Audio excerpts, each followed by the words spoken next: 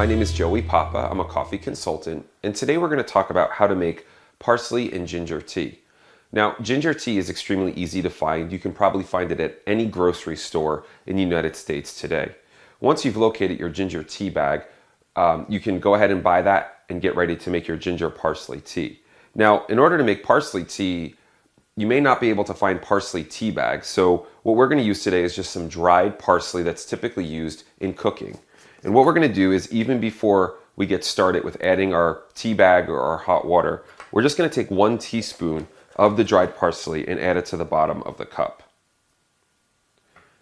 You can either leave the parsley tea leaves in there, or you can strain them out in the end result. Let's get started. First, you're going to take your tea kettle and you're going to fill it up with some cold water. Once it's filled up with cold water, you can then place it on your stove. Put your stove on high, giving time for the water to heat up to come to a boiling point.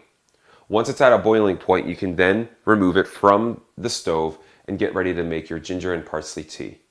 Remember, having the water to the boiling point is essential in order for the heat from the water to extract the herbs benefits into the liquid. So once we have that, we're going to take our tea bag and we're going to open it up,